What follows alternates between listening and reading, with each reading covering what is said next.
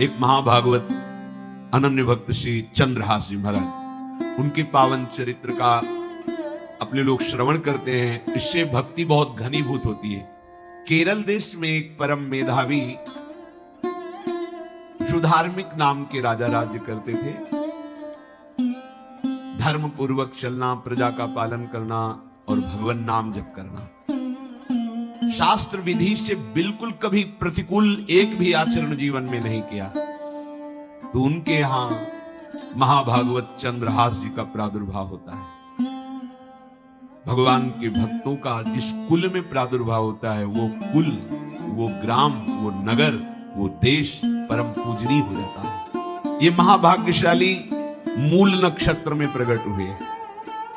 लौकिक में अमंगल माना जाता है और भाव में देखो तो मूल कौन है? नक्षत्र भगवान। ऊर्ध्व मूल मधा शाखा सत्यम प्राहुरभ्यम। सबके मूल कौन है?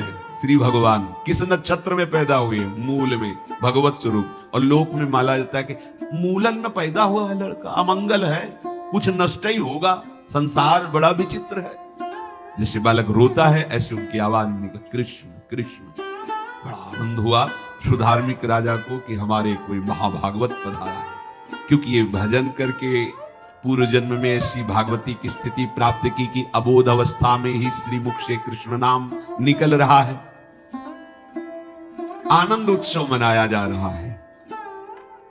राजा है, राजकुमार प्रकट हुआ। और दूसरी बात, वो स्वयं भक्त है और भगवान का ऐसा भक्त जो जन्म लेते ही कृष्ण नाम उच्चारण किया। ये आनंद ज्यादा दिन टिका नहीं। रोज बधाइयां हो रही, आनंद उत्सव मनाए जा रहे। शत्रु पक्ष के राजाओं ने मिलकर कहा यही अवसर है, आक्रमण कर दिया जाए और केरलाधिपति का सब पूरा महल घेर करके कोई एक भी न बचने पावे। शत्रु पक्ष के राजाओं ने घेर लिया। आसपास से राजा और सैनिकों ने घेर लिया। अब वो असावधान थे, आनंद में पुत्र हुआ है, बधाइयां, कोई संभावना ही नहीं थी।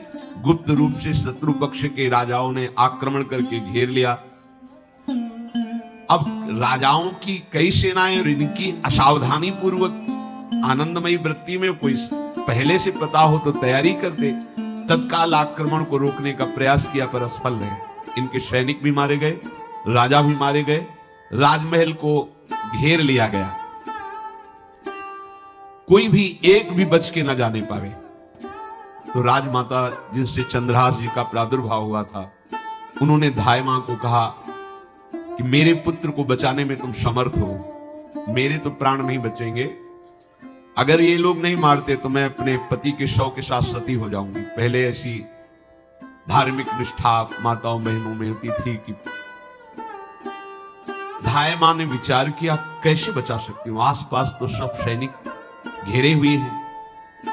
तत्काल उसने विचार किया कि अगर हम इनको राजकुमार की तरह ले जाती है तो हमें भी मारा जाएगा और इनको भी मारा जाएगा। देखो कितनी विपत्ति जन्म लेते हैं। कोई प्रश्न कर सकता है कि महाभागवत जिनके घर में प्रकट हो तो वहां धन वैभव सुख संपत्ति बढ़नी चाहिए, यहां तो जन्म से ही जैसे वहां माता पधारी, ये क्या है?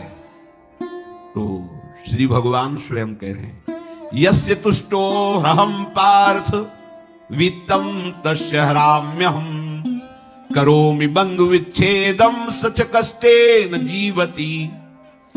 हे अर्जुन, मैं जिस पर बहुत प्रसन्न होता हूं, आप अपने ऊपर भगवान को बहुत प्रसन्न करना चाहते हैं? बहुत प्रसन्न करने में ये है, देख लो, कह रहे जिस पर मैं बहुत प्रसन्न होता हूं सबसे पहले उसका ऐश्वर्य नष्ट करता हूं। फिर क्या करता हूं? फिर बंधु बांधवों का। फिर क्या करता हूं? असाध्य रोग उसके शरीर में। बोले महाराज जी तुम प्रसन्न हुए हो कि पूरे के पूरे नाराज हो गए हो? बोले यही मेरी प्रसन्नता है। क्या? माया का नाश। अब एकमात्र भरोसा केवल भगवान का, दूसरा कोई। ये सबको पसंद नहीं आएगा। सब तो उस भगवान की भक्ति चाहते हैं कि अगरबत्ती धूपबत्ती तन मन धन सब तेरा स्वामी, क्या लागे मेरा, पर अंदर से कह रहे सब तन मन धन सब मेरा, क्या लागे तेरा।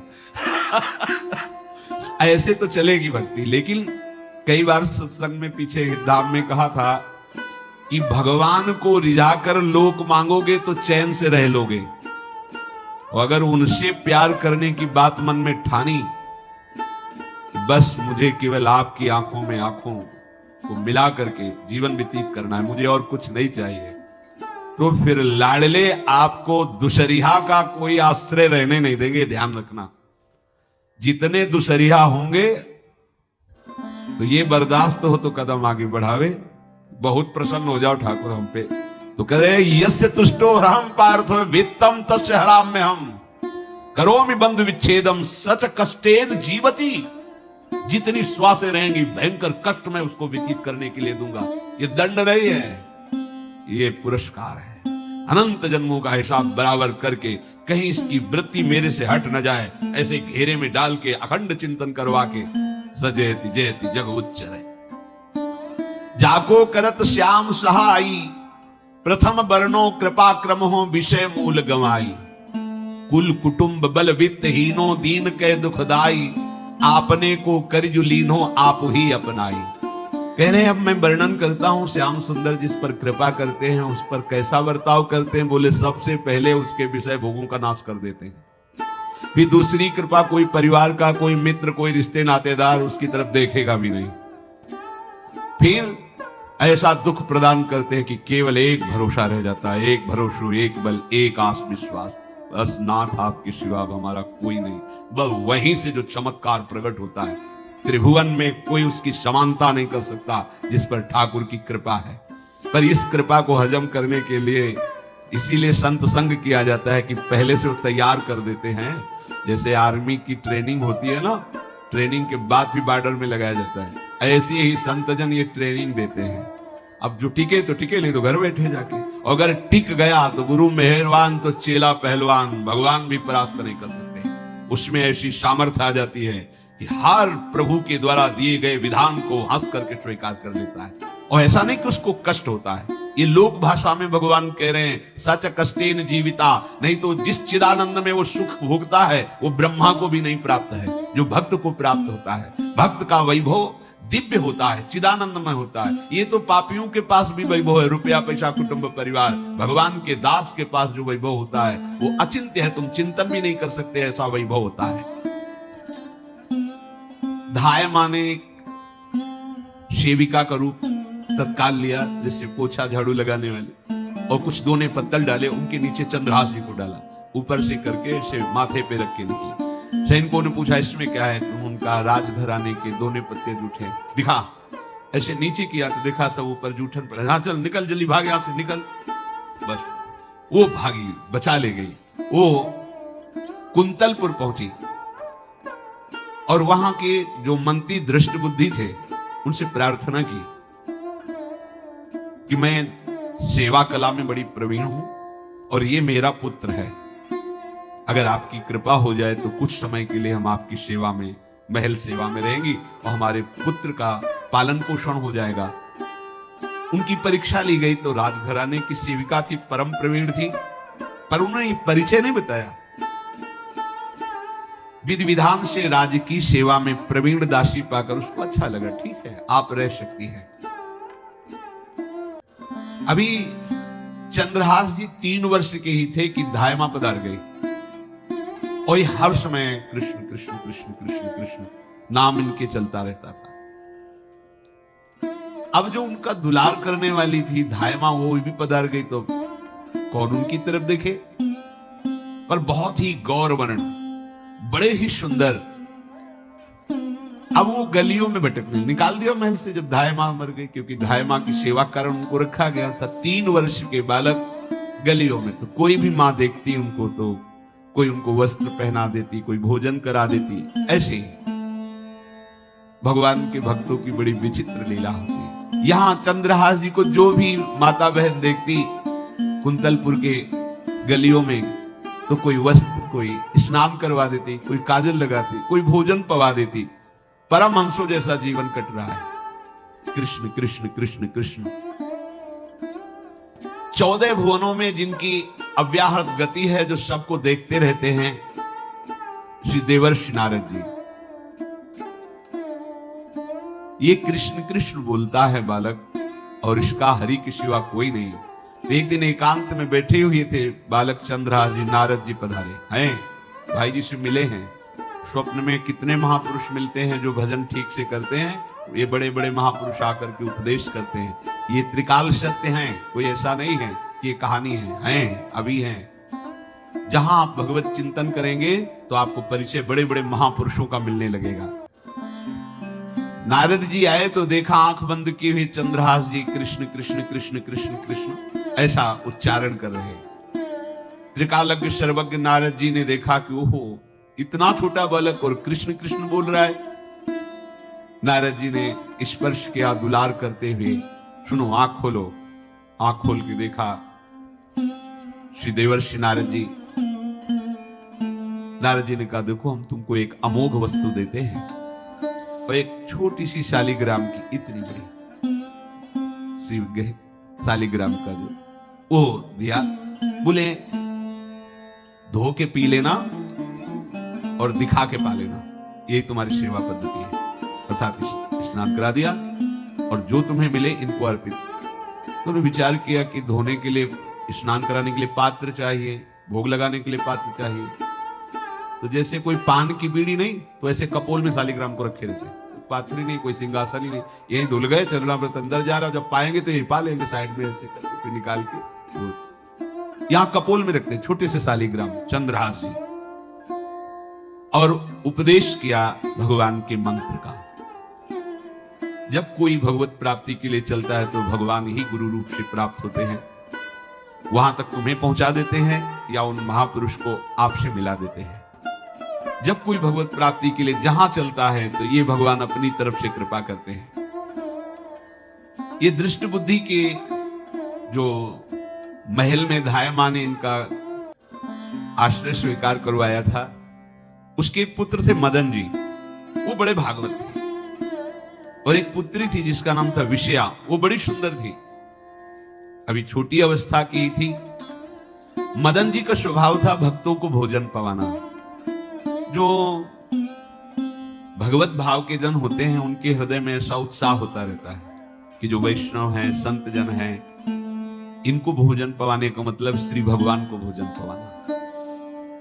भक्तमाल में भी वर्णन है कि जैसे गर्भवती मां को आप कुछ भी पवाओ तो बालक की पुष्टता अपने आप होती है, ऐसे संतों के हृदय में भगवान विराजमान प्रकट रूप से हैं। जब हम संतों को भगवत भाव से भोग पवाते हैं तो साक्षात भगवान ही पाते हैं।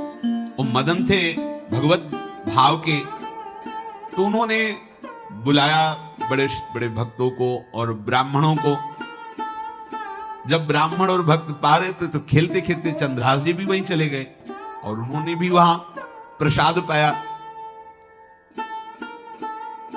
अब बड़े बड़े ब्राह्मणों में एक ज्योतिषाचार्य थे। दृष्ट बुद्धि जी ने हाथ जोड़कर प्रणाम किया और अपने परिवार को प्रणाम करवाया और कहा यह हमारी पुत्री है। दृष्ट बुद्धि जी ने कहा आप इसका हाथ देकर बताइए इसको वर कैसा मिलेगा, कैसा ऐश्वर्य होगा। दृष्ट बुद्धि मतलब दुष्ट बुद्धि, ऐसा ही था। पर बड़ा विचित्र खेल है, इसकी बुद्धि एकदम विपरीत और पुत्र महाभागवत। भगवान का खेल है, वो भक्ति विरुद्ध और पुत्र भागवत। उन्होंने कहा वर, ऐसे दृष्टि डाली चंद्रहास जी वहीं पार, वो है इसका वर। वो धाय का एक दासी का लड़का हमारी पुत्री का वर बने। बोले शायद आपने ध्यान पूर्वक रेखा नहीं देखी, वो हम देख लिए, यही है तुम्हारी पुत्री का वर। दृष्ट बुद्धि ने विचार किया कि एक भिखमंगा हमारी राजकुमारी पुत्री का दूल्हा बनेगा। पंडित जी को तो दक्षिणा दी, विदा किया और सैनिकों से कहा घर से निकलने न पावे बालक, क्योंकि ज्योतिष पक्की, ज्योतिष शास्त्र सत्य है पर उसका सम्यक ज्ञान होना चाहिए। भला मुझ सम्राट के मंत्री की पुत्री, वो महामंत्री है दृष्ट बुद्धि, और ये एक भिखमंगा कैसे हो सकता है। बड़ा हृदय में जलन हुआ, ये तो बड़ी अपकीर्ति और दुर्भाग्य का विषय होगा, इसी को मरवा डालते हैं, काम खत्म हो जाएगा।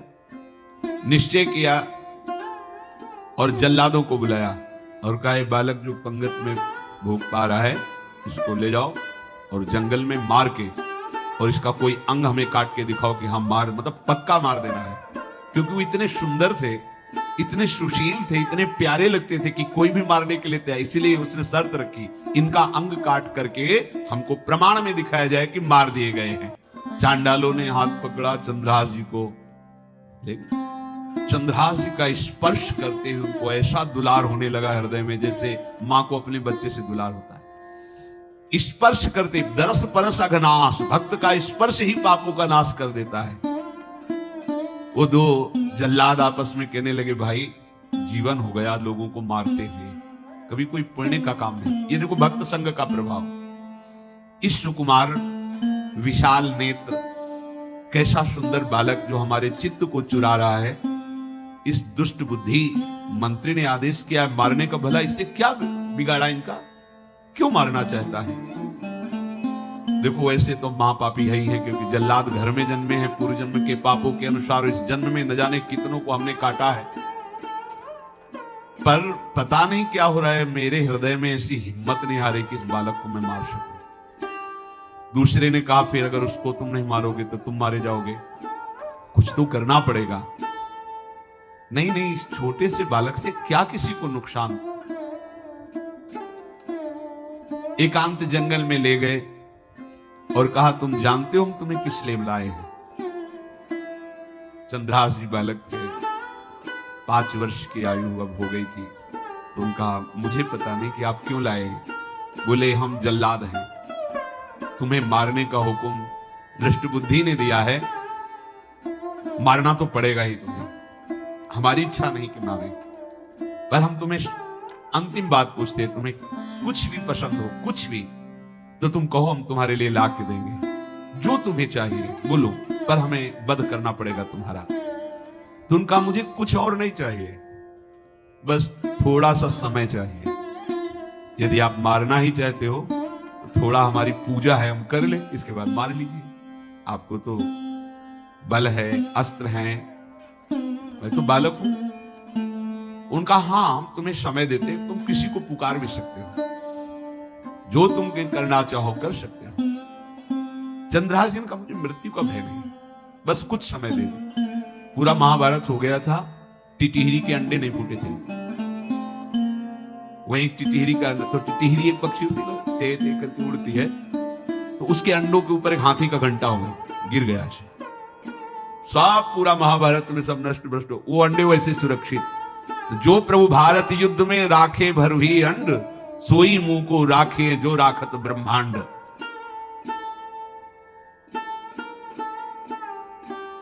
मैं तो अनाथ हूं, श्री कृष्ण के सिवा कोई मेरा है नहीं, मैं किसको पुकारूं?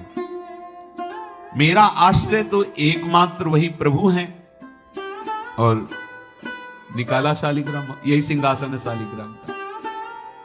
भगवान के भक्तों की अपार महिमा है, क्या सेवा। वहां कोई पंचपात्र गंगा जल सब थोड़ी है, लेकर बस आंसुओं से अभिषिक्त कर रहे हैं। प्रभु मुझे तो कोई ज्ञान नहीं कि आपकी सेवा कैसे की जाती, मैं तो अपने मुख में ही आपको रखता हूं। अब मेरे जीवन का अंत होने जा रहा है, बस मैं यही प्रार्थना करता हूं कि मैं आपके ही समीप पहुंचूं, आपका ही स्मरण करूं, आपसे कभी विलग न हूं, एक भी वृत्ति आपसे कभी विलग न जाए। श्याम सुंदर मुरली मनोहर ललित त्रिभुगी ध्यान करते हुए आंख खोली और इशारा किया, काट दो मुझे। जल्लादों ने जब देखा आंसू चल रहे हैं ऐसा, वो बैठ गए अस्त्र रख के, कहने लगे भाई तुम मुझे मार दो, भले भले वो दृष्ट बुद्धि मुझे, मैं इस बालक को नहीं मार पाऊंगा, मेरी हिम्मत नहीं। अब कुछ भी हो, मेरा वध हो जाए, पर मैं इस बालक को। गिरे मुरझाई दया आई कछु भाए भरे, ढरे प्रभु और मति आनंद शोभिनी है। हुती छठी आंगुरी सो काट लई दूषण हो, भूषण ही भयो जाई कही सांच चीनी है। जब नेत्र का इशारा हुआ कि वध कर दो, तो जो बधिक मारने के लिए आए हत्यारे थे वो आनंद से एकदम प्रफुल्लित हुए और कहा मैं नहीं मार पाऊंगा तुम्हें। तो एक ने कहा देखो एक उपाय मुझे दिखाई दे रहा है, इस बालक में विशेषता तो है ही, पर इसके पैरों में देखो, बाएं पैर में एक छठी उंगली भी है, किसी किसी की होती है। गांव में तो कहते छंगू या छंगा, जिसे होता है ना गांव में, बोले छंगा मतलब 6 उंगली की। बोले इसको अगर काट लेते हैं तो प्रमाण भी सत्य, जिसकी कसम खवाएगा मैं खा लूंगा कि ये चंद्रहास जी की है, और मैं मार दिया। और कौन इस बालक को ढूंढेगा, जंगल में छोड़ देते हैं, अपनी तो सामर्थ्य नहीं। बदिकों ने, जल्लादों ने ऐसा ही किया और जाकर अंगुली दिखा दी, मैं बालक का वध करके आ गया हूं। उनको यह कि लाखों बार इन्होंने वध किया तो संशय का कोई रिश्तेदार थोड़ी है, वो तो बालक है, उसको मारने में क्या, हाँ ठीक है मार दिया गया। अब वो जो चले गए तो अंगुली जो कटी थी उससे रक्त प्रवाह हो रहा है। कृष्ण कृष्ण जगन्नाथ वासुदेव जनार्दन, हे कृष्ण हे जगन्नाथ हे वासुदेव हे जनार्दन, ऐसे नाम उच्चारण करते हुए मूर्छित हो रहे हैं चंद्रहास। वो छोड़ करके जल्लाद चले गए। चंद्रहास जी भगवान का स्मरण कर रहे हैं, तो जितने जंगल के मृग हैं वो सब मंडलाकार घेर के ऐसे। एक हुमा नाम का पंछी होता है, अगर उसके पंखे की छाया पड़ जाए तो चक्रवर्ती सम्राट का वैभव प्राप्त होता है। और वो भीड़ की भीड़ पक्षी आकर चंद्रहास जी के ऊपर ऐसे घेरे हुए हैं, आसपास मृग मृगी मृग शावक सब घेरे हुए हैं। बीच में चंद्रहास जी कृष्ण गोविंद दामोदर माधव ऐसे उच्चारण कर रहे हैं। जो भगवान के चिंतन में मगन रहना अपना स्वभाव बना लेता है, तो देखो ऐसे हत्यारों के हृदय में भी दया गई, क्योंकि दया समुद्र भगवान का स्मरण जो करते हैं उनमें ऐसी महामहिम दिव्यता आ जाती है। कोई भी कितना भी निर्दयी हो, अंदर से वो भले जल रहा है द्वेष के कारण, पर कहीं ना कहीं ये द्वेष आंतरिक राग का सूचक हो। वो भी भक्त को प्यार करता है, पर भक्ति ना होने के कारण वही उसका राग द्वेष में बदल जाता है। कोई भी हो, अंदर से जब भक्त के प्रति जलन पैदा करता है तो उसमें मूल होता है भक्त की महिमा, भक्त का महत्व, पर उसे ना प्राप्त, जैसे कहते हैं कि वो अंगूर खट्टे हैं, हट नहीं प्राप्त कर पाए तो अंगूर खट्टे हैं, बकाया महत्व सब के अंदर होता है। दुष्ट से भी दुष्ट के अंदर भगवान के भक्तों का महत्व होता है, क्योंकि सबके हृदय में भगवान विराजमान है। अब चंद्रहास जी भगवत स्मरण करते हुए पक्षियों के और मृगादि के बीच में है। उधर भगवान का एक विधान तैयार होता है, वह देश भूमि में रहत लघु भूप और सुख सबे एक सुत चाह भारी है। कुंतलपुर के ही अधीन एक चंदनवती नाम की राज्य नगरी थी, वहां के राजा थे, उनके पुत्र नहीं हो रहा था, तो कुंतलपुर सम्राट पद, चंदनवती राज्य राजा, जैसे प्रदेश और दिल्ली में बैठे हुए जो प्रधानमंत्री राष्ट्रपति वो बादशाह, जो दिल्ली का अधिकार वो बादशाह, और ऐसे छोटे छोटे जो राज्य हैं उनको राजा। तो ये चंदनवती के राजा कर दिया करते थे, प्रत्येक राजा को कर देना होता था बादशाह को। इनके पुत्र था नहीं, वो कर देने के लिए कुंतलपुर ही जा रहे थे, तो रास्ते में देखा कि बहुत से मृग और पंछी एक घेरे हुए क्या है, तो एक कौतूहल सा कि क्या है बीच में, आसपास मंडलाकार मृग, फिर वो विहंग पक्षी जो भगवान के आश्रित है, भगवान कैसी व्यवस्था करते हैं। वो चंदनावती के राजा दौड़ करके कौतूहल बस क्या है यहाँ, मृगी पंक्तियों के बीच में पक्षी, हुमा नाम का बड़ा पवित्र पक्षी हिमालय आदि में पाया जाता है, जिसके ऊपर इसकी छाया पड़ जाए वो ऐश्वर्यवान हो जाए। देखा बालक दिव्य तेजों में, और मूर्छावस्था में नजदीक गए तो अंगुली पूरी कटी हुई थी, तो रक्त प्रवाह, गोद में उठाया और आनंदित हो गए, हमारी पुत्रेष्टि यज्ञ सफल हुई, हमारा दान पुण्य सफल हुआ, ऐसा हमें सुंदर बालक मिला। चंद्रहास जी को लेकर के घर आए और हृदय में भगवान का बार बार कृपा प्रसाद मना रहे हैं, मुझे भगवान ने पुत्र दिया। चंद्रहास जी को लेकर आए, आनंद मंगल बधाइयां बजने लगी, बहुत सी संपत्ति न्यौछावर कर दी। 5 वर्ष के चंद्रहास जी पूछा बेटा तुम्हारे माता पिता कौन? कहा श्री कृष्ण। परिवार में कौन है? श्री कृष्ण। मतलब तुम्हारा कोई नहीं है? नहीं है, श्री कृष्ण। समझ गए कि भगवान ही हमें कृपा करके ऐसे महाभागवत पुत्र को दिया। और है कौन? वास्तविक कोई नहीं, श्री कृष्ण के सिवा। बड़ा उत्सव मनाया और अपने राज सिंहासन का अग्रिम अधिकारी युवराज पद चंद्रहास जी को। अब तो पूरे राज्य में आनंद की वर्षा हो रही। राजा मन में विचार कर रहे हैं कि ऐसा प्रतापी भक्त हमारे यहां आया है, अब हमको किसी को कर देने की जरूरत नहीं।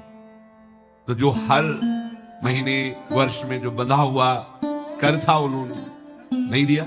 एक बार, दो बार, तीन बार जब कर नहीं पहुंचा तो सम्राट ने आदेश किया मंत्री को कि चंदनावती से कर आना बंद हो गया है। क्या बात है? यदि वो अहंकार से युक्त हो तो आक्रमण करके नष्ट करो, यदि समस्या है तो उसका सहयोग करो। बादशाह के आदेश से वहां दृष्ट बुद्धि पहुंचे तो युवराज पद पर चंद्रहास जी विराज, जिनको मारने के लिए जल्लादों के हाथ में दे दिया था। पूरे पूर्वासी ऐसा प्रभाव चंद्रहास जी का है कि सब कृष्ण भजन करते हैं, सब आनंद में मगन रहते हैं। चंद्रहास जी थोड़ा सयाने हो गए थे तो पूर्ववासियों को उपदेश देते, एक बार हमारे राज्य में भोजन पाया जाएगा 24 घंटे में, और सबके घरों से आरती की शंखनाद घंटानाद सुनाई देना चाहिए।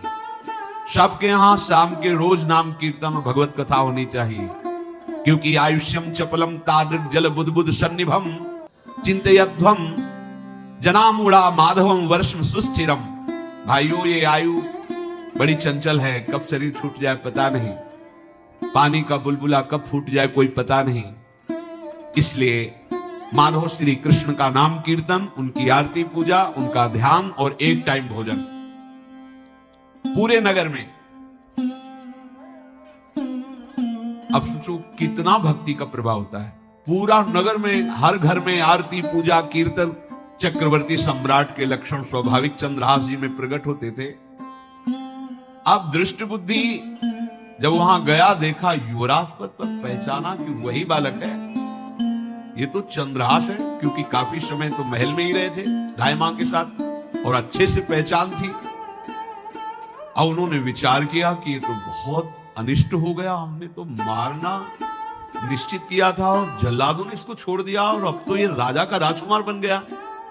तो राजा से कहा कि पहली बात, युवराज पद पर बैठालने के पहले तुम्हें सम्राट को सूचना देनी चाहिए थी। दूसरी बात, अभी तक तुमने कर नहीं दिया।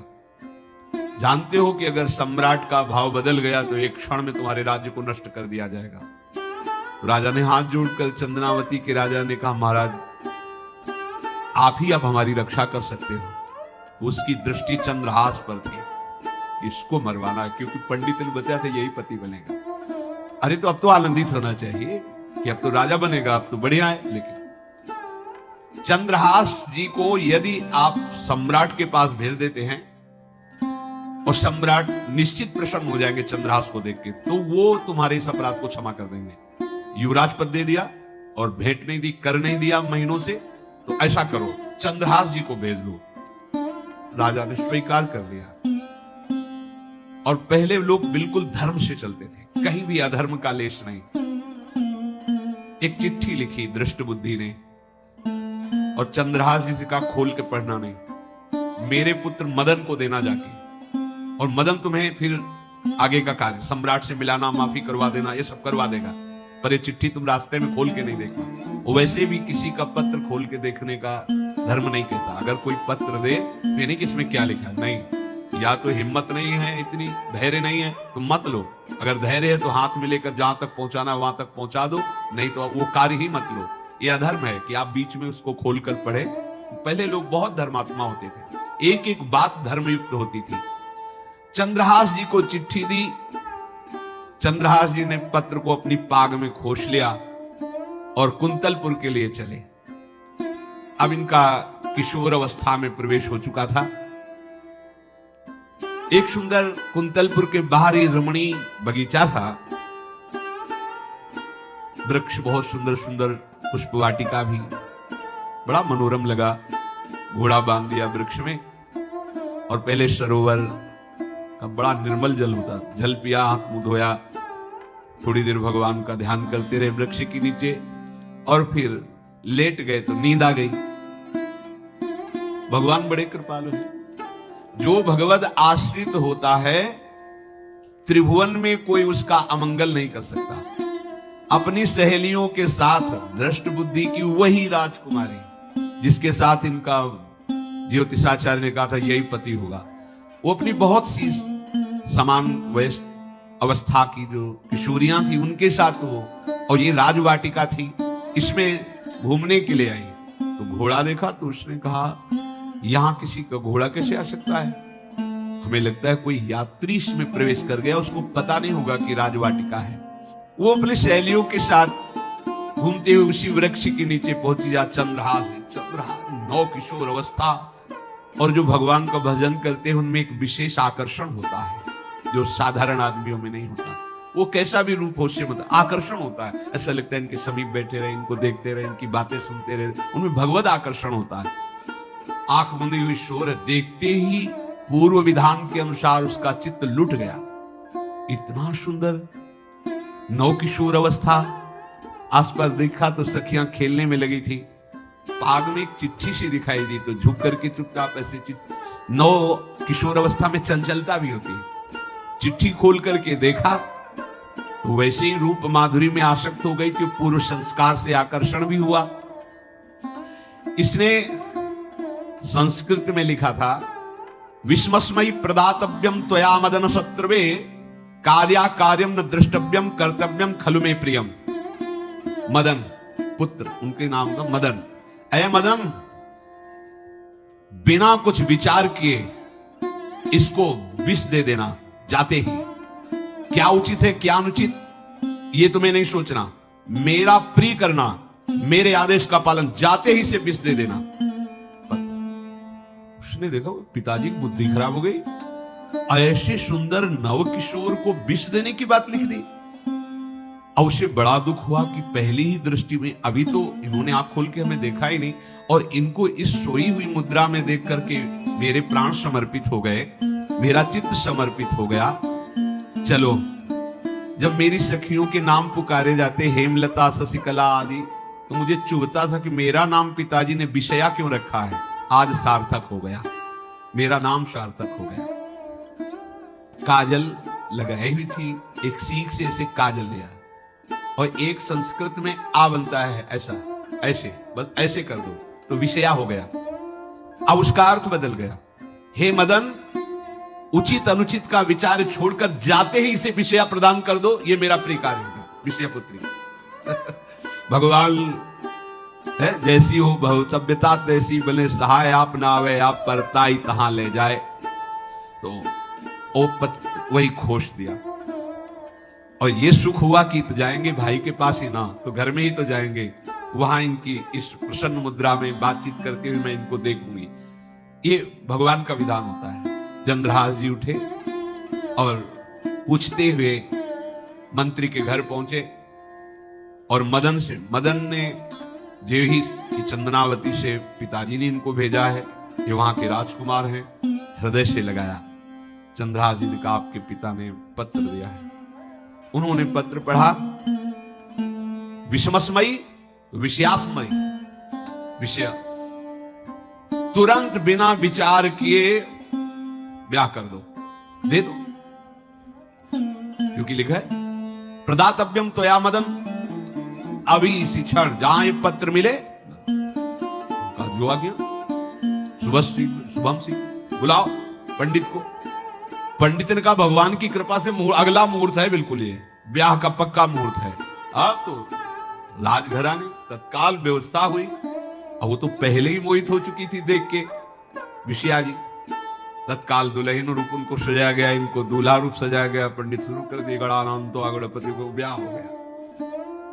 अब जब ब्याह यहां खूब धूमधाम से हो गया तो दृष्ट बुद्धि ने सोचा कि काम हो गया होगा, विष दे दिया होगा, मर अब हम जाके संभाल लेंगे, क्योंकि राजकुमार है, कैसे विष दिया, कौन दिया, तो इस बात को हम संभाल लेंगे। जब वहां घर है तो पूरे नगर में सजावट हुई थी। बोले भैया सजावट का है की?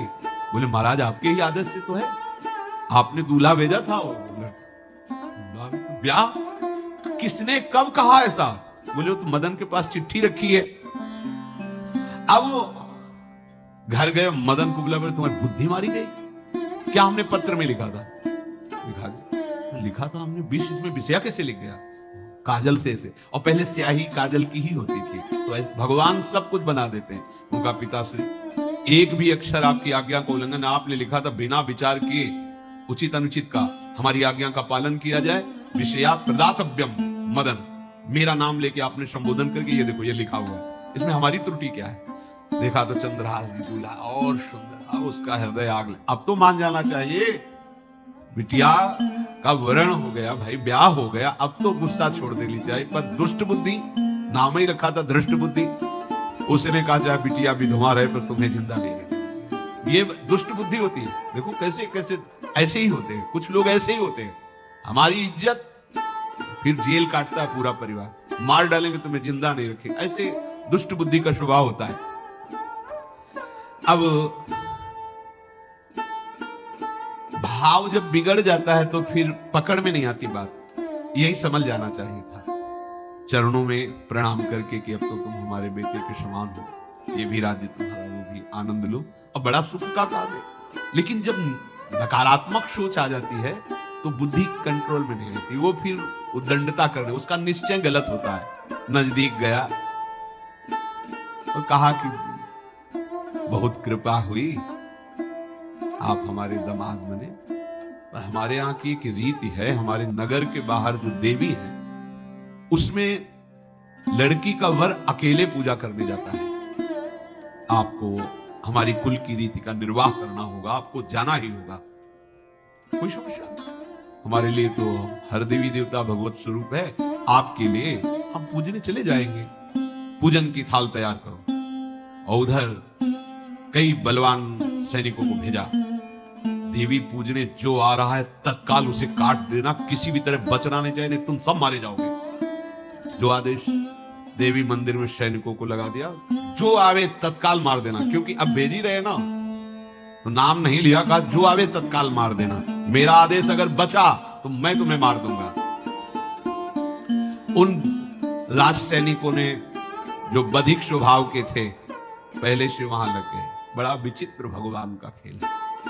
वहां के चक्रवर्ती सम्राट जो थे बड़े बड़े विद्वान ऋषियों से बातचीत कर रहे थे, उनका महाराज अब आपका राज सिंहासन पर बैठना राज्य के लिए अमंगल होगा, ऐसा समय आ रहा है। इस समय यदि चंद्रहास जी को सम्राट पद पर बैठा दिया जाएगा तो आगे अकाल नहीं पड़ेगा और बड़ा मंगल होता चला जाएगा। ये मुहूर्त आपका राज सिंहासन पर से हटने का है, तो उनका प्रजा का मंगल हो और देश का मंगल हो, इसलिए हम बिल्कुल। मदन वहीं बैठे हुए थे, सचिव ने कहा तुरंत जाओ और जो तुम्हारे बहनोई बने हुए हैं चंद्रहास जी को लाओ। तो भागे। जो और सैनिक राज सैनिक थे, पूछा किधर जा रहे हो? बोले वो अपने बहनोई चंद्रहास जी। बोले वो तो देवी पूजा के लिए गए। तो घर में जाके वो सीधे आगे बढ़े, तो जा ही रहे थे थाल सजाकर देवी।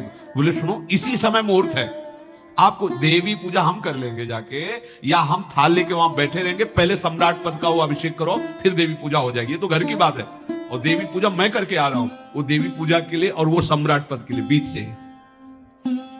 दौरे सुख पाई जाई मगही में लियो जाए, दियो सो पठाई नृप रंग माही भीजिए।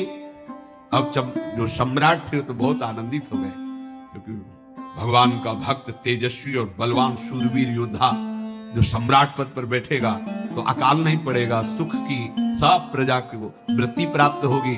बड़े आनंदित होकर इनका सम्राट पद पर अभिषेक हो रहा है। और दृष्ट बुद्धि के पुत्र जो मदन संतों और भक्तों का आदर करते थे, वो देवी पूजा, और वहां पहले उसने बोल रखा था जो आवे तो देवी अपमान ते न डरो सम्मान करो, जात मारी डार्यो या सो भाष्यो भूप लीजिए। चंद्रहास जी का सम्राट पद पर अभिषेक और मदन जी का देवी मंदिर में प्रवेश, और सैनिकों ने काट के फेंक दिया मदन। ये जो पे कृपा रघुपति कृपाल की, बैर और की कहा सरे, होई न बाको। बार भगत को जो कोई कोटि उपाय करे। गोस्वामी तुलसीदास जी, भगवान का कृपा पात्र जो भक्त है, किसकी ताकत है कि उससे बैर कर सके। चाहे कोई त्रिभुवन में हो, भक्त का बाल बांका नहीं कर सकता, चाहे करोड़ों करोड़ों उपाय कर ले। और तके नीच जो मीच साधु की, सो पामर ते मीच मरे। वेद विदित प्रहलाद कथा सुनि, को न भगति पथ पाम धरे। अगर तुम जिस भाव से साधु को नीचा दिखाना चाहोगे, वही भाव तुम्हारा सर्वनाश कर देगा। वैसे ही देखो सर्वनाश हुआ। एक ही पुत्र, और इसके आदेश से वह उल्टा खेल हो गया, पुत्र की ही हत्या हो गई और चंद्रहास जी को सम्राट पद पर अभिषेक किया जा रहा है। अब दृष्टि बुद्धि ने बड़ी प्रसन्नता अंदर है कि वो तो मार दिया गया। सैनिक आए और बोले, महाराज आपके पुत्र का वध हो गया है। पुत्र का वध कैसे? बोले आपने कहा था जो आए उसे मार देना, तो आपका पुत्र ही थाल लेकर पूजन। वो तो चंद्रहास, बोले उनका तो अभिषेक हो गया सम्राट पद पे। ये कैसे हो? अब अंदर भारी दुख उनके हृदय में। उन्होंने बताया कि तुम्हारे पुत्र को तो हम लोगों ने काट डाला आपके आदेश के अनुसार। आपने कहा था जो जाए उसे काट। अब तो छाती पीट पीट के, माथा फोड़ फोड़ के खूब रो रहा है। किसी का कोई भी बस नहीं चल सकता भगवान के भक्त के ऊपर। तंत्र मंत्र दुनिया का जितना भी सामर्थ्य है, ये भक्ति को ऐसे खिलवाड़ नहीं है। अब वो बार बार, मैं कितना भागी, हाय मैं कितना भागी, अपने पुत्र को ही मरवा दिया। ये हाहाकार करके रो रहा है। चंद्रहास जी ने जब सुना तो उन्होंने कहा, अरे मृत्यु तो मेरी निश्चित थी, फिर मदन भैया को वो मेरी मृत्यु प्राप्त हुई। नहीं नहीं, ऐसा नहीं हो सकता। मैं अभी जाता हूं। वहां गए, अंगों को रखा, भगवान का ध्यान करते, स्मरण करते से हाथ फेरा, उठ के बैठ गए। अब ये घटना तो उनको पता नहीं थी दृष्टि बुद्धि को। उन्होंने खोपड़ी फोड़ फोड़ के अपनी हत्या कर ली। उनको जिला के आए तो फिर उनको जिलाया और कहा, पिताजी अब कृष्ण कृष्ण जपो। अब उनकी बुद्धि शुद्ध हुई और भगवान का आश्रय लेकर के वो अपने जीवन को भगवत भक्ति में बनाए। तो जो भगवान का भक्त है, उससे द्रोह करने वाले को भी परम मंगल ही देते हैं भक्त। पर भक्ति में अनन्यता की आवश्यकता है। प्रारंभ इहलोक परलोक के सारे सुखों को भगवान के चरणों में समर्पित करके किसी व्यक्ति वस्तु स्थान का आश्रय नहीं होना चाहिए।